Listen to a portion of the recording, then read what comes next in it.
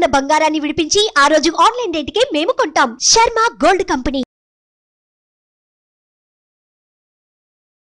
నమస్కారం, నేను మీ జాహ్నవి. మనతో ఉన్నారు ప్రముఖ జ్యోతిష్య వాస్తు పండితులు, జ్యోతిష్య వాస్తు శిక్షణ నిపుణులు, లలిత ఉపాసకులు బ్రహ్మశ్రీ నానాజీ పట్నాయక్ గురువు గారు.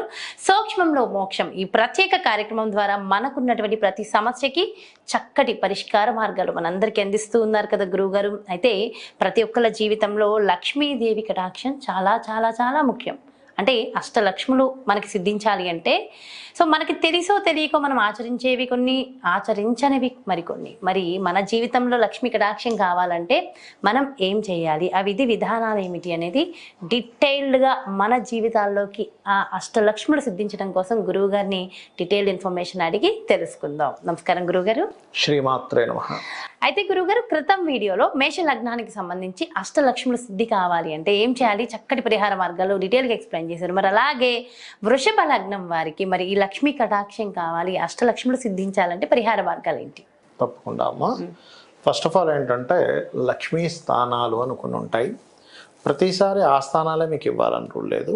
మీకు ధనయోగం, లక్ష్మి అంటే ఒక గుర్తింపు అండ్ ధనం, ముఖ్యంగా గుర్తింపు లక్ష్మి అంటే అండ్ ధనం. అయితే ఈ అష్టలక్ష్మిలో మీరు ఇందాక అన్నట్టుగా ఇందాక వీడియోలో ధైర్యలక్ష్మి, సంతానలక్ష్మి ఇలా రకరకాలు ఉన్నాయి కదా.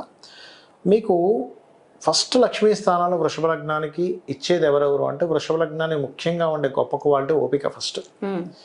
లక్ష్మీ స్థానాలు ఏమేమవుతాయంటే బుధుడు అవుతాడు, రెండవ అధిపతి. అదేవిధంగా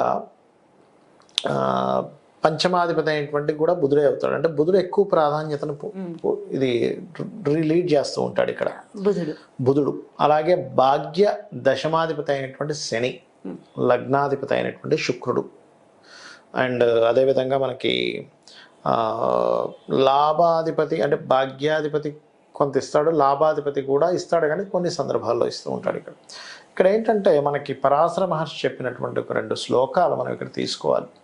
మీకు కలిసి రావాలి, ఏదైనా మహాదశ కలిసి రావాలంటే ఇప్పుడు ఎలా ఉంటుందంటే, లక్ష్మి అనేటువంటిది పుట్టుకతో లక్ష్మి యోగం ఉందా, బర్న్ విత్ సిల్వర్ స్పూన్ అంటారు, అలా యోగం ఉందా, లేకపోతే ఒక దశ ఒక 30 years 35 years 40 yearsలో మీకు టర్న్ అవుతుందా అనేటువంటిది మీ మహాదశ చెప్తుంది అని చెప్తాడు మహర్షి. దానికి 2 శ్లోకాలు. ఒకటేమో కోణాధిపతులు శుభులు అనుకుంటూ సర్వే త్రికోణ నేతారో గ్రహా శుభల ప్రదాహ, త్రికోణాధిపతులు ఎప్పుడైనా శుభ ఫలితాలు ఇస్తాడు. అయితే అది ఎంతవరకు అనేటువంటిది మళ్ళీ ఆయన క్లియర్గా మళ్ళీ ఇంకో శ్లోకం చెప్పారు పరాశర మహర్షులు వారు. అదేమిటంటే, ఆత్మ సంబంధినో ఏచ ఏ నిజస ధార్మిణ తశాద్ అంతర్దశాస్వేవ దిశంతి స్వదశాఫలమని. ఆత్మ సంబంధం కలిగినటువంటిది. ఆత్మ సంబంధం అంటే ఏంటి? PAC, placement, aspect and conjunction. ఆ గ్రహం ఎక్కడుంది, ఎలా ఉంది, ఏ బలాన్ని కలిగి ఉంది అనేది చూడాలి. ఇప్పుడు చూడండి, మనం ఒక పిల్లవాడు ఉన్నాడు, ఆ పిల్లవాడు ఏ ఫ్రెండ్స్తో తిరుగుతున్నాడు తయారవుతాడు, ఎటువంటి బుక్స్ చదువుతున్నాడు అట్లా తయారవుతాడు, ఎటువంటి టాలెంట్స్ స్కిల్స్ పెంచుకుంటున్నాడు అలా తయారవుతాడు. ప్లానెట్ కూడా ఇప్పుడు ఆ పిల్లవాడు అదే వ్యసనంగా ఉండేటువంటి వాళ్ళతో తిరుగుతున్నాడు, వ్యసనపరుడు అయిపోతాడు. అంతే. అలా కాకుండా కొంచెం అప్డేట్, ఇప్పుడు కంప్యూటర్స్లో కానీ ఏఐ సాఫ్ట్వేర్స్లో అప్డేట్ వస్తున్నటువంటివి వాళ్ళతో ఫ్రెండ్ కూడాడు అనుకోండి, ఆ వ్యక్తి అలా తయారవుతాడు. మన ప్లానెట్ కూడా, మన మహాదశనాథుడు కూడా ఏ రాసుల్లో ఏ గ్రహంతో చూడబడుతూ ఏ నక్షత్రంలో ఉండి ఏ గ్రహంతో కలిసి ఉంటుంది దాన్ని బట్టి మనకి యోగం పడుతుంది, లక్ష్మీ యోగం. అది డిపెండ్ ఆన్ టైం, మీకు ఏ ఇయర్లో వస్తుంది లక్ష్మీ యోగం. అయితే ఇక్కడ మనకి ఈ రాశి వారికి, ముఖ్యంగా ఈ లగ్నం వారికి, వృషభం వారికి శుక్రుడు, బుధుడు ముఖ్యంగా లక్ష్మీ యోగాలు ఇచ్చే కారకులు అవుతారు. అండ్ రవి కూడా అవుతాడు కొంతవరకు, చతుర్థాధిపతి శుభుడే అవుతాడు ఈ లగ్నానికి, అండ్ శని కూడా అవుతాడు. అయితే ఈ మహాదశలు వచ్చినప్పుడు చాలామందికి సందేహం కలుగుతుంది, ఏమంటే ధనాధిపతి మహాదశ వచ్చిందండి, మాకేం పెద్దగా కలిసి రావట్లేదు, డబ్బులు వచ్చేస్తాయన్నారు ఆస్ట్రాలజర్స్ని కన్సల్ట్ చేస్తే, నాకు బుధ మహాదశ వచ్చింది, ధనాధిపతి మహాదశ ఇంకా కాలేదే అంటూ ఉంటారు. అక్కడే మనకు మెలికి ఉంటుంది, కీ లాక్ అయి ఉంటుంది. అది దాన్ని బ్లాక్డ్ భాగ్య చక్ర అని కూడా అంటూ ఉంటారు. అయితే ఈ ధనాధిపతి ఎలా ఇస్తున్నాడు? మీ ఐడియా ద్వారా ఇస్తాడు, పంచమాధిపతి అయినందుకు. మీ ఆలోచనలే ధనము అని చెప్తున్నాడు ఆయన. పంచమం అంటే ఆలోచన కాబట్టి. లేదా మీ సంతానమే ధనము. ఒక్కోసారి సంతానం కలిగిన తర్వాత ధనయోగం కలుగుతుంది బుధ మహాదశల్లో. లేదా ఏదైనా క్రియేటివ్ ద్వారా, రైటింగ్ ద్వారా, బిజినెస్ ద్వారా కూడా ఇస్తాడు. అయితే ఈ బుధుడు బాగున్నప్పుడే ఇస్తాడు. బుధుడు పాడైతే మళ్ళీ వాటి మూలంగానే ఇబ్బందిని ఇస్తాడు. అందుకని ఫస్ట్ ఆ బుధుడు ఎలా ఉన్నాడో చెక్ చేసుకొని బుధగ్రహం దగ్గర దీపారాధన చేస్తూ బుధుడు ఏదైనా పాపగ్రహంతో కలిసి ఉన్నాడు అనుకోండి, కేతుతోనో కుజుడితోనో నీచబడ్డ రవితోనో పాడైపోయాడు అనుకోండి ఉదాహరణకి బుధుడు, అప్పుడు ఆ గ్రహానికి బుధుడికి దీపారాధన చేయాలి. అప్పుడు ఏమవుతుందంటే మీ ధనయోగం అనేది యాక్టివ్ అవుతుంది. ఇక్కడ ఫస్ట్ ఆఫ్ ఆల్ ఏంటంటే అమ్మ గుర్తుపెట్టుకోండి, చిన్న ఎగ్జాంపుల్ చెప్తాను చూడండి. మీ దగ్గర ఒక కారు ఉంది, అద్భుతమైన కారు ఉంది, కానీ కొన్ని రోజులు ఆ కార్ని బయటికి తీయకపోవడం వల్ల అది కొంచెం స్ట్రక్ అయిపోయింది. అప్పుడు ఏం చేస్తాం, కారు రిపేర్ చేసేవాడు అతను తిప్పి దాన్ని కొంచెం సెట్ చేస్తాడు, సర్వీస్ చేస్తాడు. అప్పుడు అది మళ్ళీ స్టార్ట్ అవుతుంది, లేకపోతే స్టార్ట్ అవ్వదు. అది కారు గొప్ప కారే, ₹1,00,00,000 కారే, కానీ మీకు అది ఎందుకు స్టార్ట్ అవ్వట్లేదు, స్ట్రక్ అయిపోయింది. అట్లాగే మీ మహాదశాలు ఎవరైతే ధనం ఇవ్వాలో ఆయన స్ట్రక్ అయ్యాడనే విషయం అర్థం చేసుకోవాలి. ఒక్కొక్కసారి ఈ చతుర్థాధిపతి రవి కూడా శుభుడే అని చెప్పాడు శాస్త్రంలో పరాశర మహర్షి, వృషభ లగ్నానికి, అన్నిటికీ అని కాదు, వృషభ లగ్నానికి. అప్పుడు ఆ అతను ధనం ఇచ్చేటప్పుడు అంటే ఇప్పుడు ఈ బుధుడు కనుక ధనం ఇస్తున్నాడు అనుకోండి, ఒక్కొక్క గ్రహం ఒక్కో రూపంలో డబ్బులు ఇస్తుంది, మనం దాన్ని పట్టుకోగలగాలి. బుధుడు ఇస్తే బిజినెస్లో వస్తుంది, రవిస్తే మెడికల్ రిలేటెడ్ మూలంగా వస్తుంది, లేదా ఆరోగ్యపరంగా వస్తుంది. అంటే మనం పట్టుకోవాల్సింది ఏంటంటే ఈ ప్లానెట్ ఈ ధనయోగాన్ని ఇచ్చేటప్పుడు నాకు ఏ మార్గంలో ఇస్తుందో మీరు ఆ మార్గంలో వెళ్ళాలి. ఇప్పుడు మైకిల్ జాక్సన్ డాన్స్ అద్భుతంగా చేస్తాడండి, ఆయన వచ్చేసి నేను మెడికల్ రంగంలోకి వెళ్తానంటే అంత పేరు వచ్చేదా? అంతే కదా. మెడికల్లో అద్భుతమైన స్టేజ్లో ఉన్న వ్యక్తి వెళ్ళి నేను డాన్సులు చేస్తానంటే ఎవరు ఏది చేయాలో అదే చేయాలి. వాళ్ళకి ధనయోగం ఎందులో ఉందో దాన్ని పట్టుకోవాలి. ఇప్పుడు రవి ఇస్తున్నాడు, అప్పుడు ఆయనకి మెడికల్ ద్వారా డబ్బులు వస్తాయి, ఆరోగ్యం ద్వారా డబ్బులు వస్తాయి. ఇప్పుడు శని భగవానుడు ఇస్తున్నాడు అనుకోండి, వృషభ లగ్నానికి భాగ్య దశమాధిపతి, దూర ప్రాంతానికి వెళ్తే డబ్బులు వస్తాయి. ఒక్కొక్కసారి శుక్రుడు ఇస్తాడు వీళ్ళకి, చిట్ ఫండ్స్ ద్వారా డబ్బులు వస్తాయి. అప్పులు ఇవ్వడం 1/6 లాడు కదా.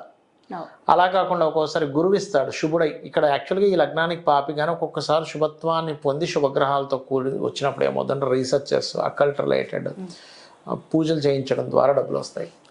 అంటే మనం అర్థం చేసుకోవాల్సింది ఏంటంటే అసలు ఈ ప్లానెట్ ఎందుకు డబ్బులు ఇవ్వట్లేదు. ఎందుకంటే శాస్త్రంలో చెప్పింది ఏమిటంటే ఏదో మార్గంలో మీకు డబ్బులు ఉంటాయి, అది ఏదో ఒక దశలో ఉంటాయి లేదా లైఫ్ లాంగ్ ఉంటాయి. బట్ ఒక పర్టికులర్ మార్గంలో మనిషికి డబ్బులు ఖచ్చితంగా వస్తుంది, ఉంటాయి. ఎందుకంటే పుణ్యం లేకుండా మనిషి అసలు ఫస్ట్ పుట్టడమ్మా, గుర్తుపెట్టుకోండి. అసలు మనుష్య జన్మ ఎత్తామంటేనే ఎంతో పుణ్యం ఉంటే కానీ మనిషి జన్మ ఎత్తడు. అంటే ఎంతో కొంత పుణ్యం ఉంది కదా నీకు. పాపం అందరికీ పాపం ఉంటుంది, నాకు ఉంటుంది, మీకు కూడా. అందరూ పాపం చేసిన వాళ్ళు ఉంటారు, అందరూ పుణ్యం చేసిన వాళ్ళు ఉంటారు. ఇప్పుడు పాపాత్ముడు కాడ భూమి మీద పెట్టి పుట్టిన వాడు అందరిని చెప్పలేం. ఎవరో సిద్ధ పురుషులో అదేది కారణ జన్మలో తప్ప మిగతా వాళ్ళందరూ కూడా ఎంతో కొంత పాపము ఎంతో కొంత పుణ్యంతో పుట్టారు. ఆ పుణ్యం మీ జన్మజాతకంలో ధనయోగంగా ఏది ఇస్తుందో పట్టుకోగలగాలి. ఇప్పుడు ధనాధిపతి మహాదశ వచ్చింది, ధనం రావట్లేదు, విష్ణు సహస్రనామాలు చేసుకోండి, గణపతి ఆరాధన చేసుకోండి, డబ్బులు వచ్చి తీరుతాయి.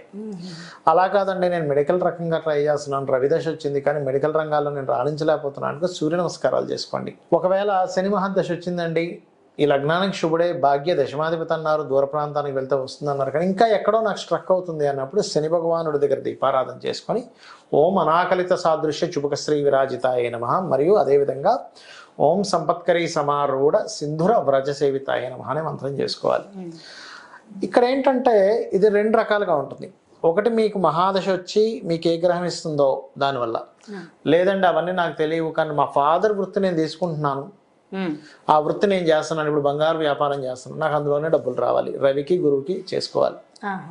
అలా కాదండి నేను ఒక షాప్ పెట్టుకున్నాము, ఒక మీడియేటింగ్ చేస్తున్నాము, దానిలో మాకు డబ్బులు రావాలి అన్నప్పుడు మీరు విష్ణు సహస్రనామాలు చేసుకోవాలి. ఇట్స్ డిపెండ్ ఆన్ మీరు చేసే వర్క్, దానికి సంబంధించినటువంటి దేవతా ఆరాధన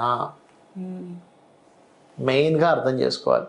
వీళ్ళు మాత్రం ఎంత విష్ణువుని తలుచుకుంటూ వృషభం వారికి అంతర్ధనయోగం వస్తుంది.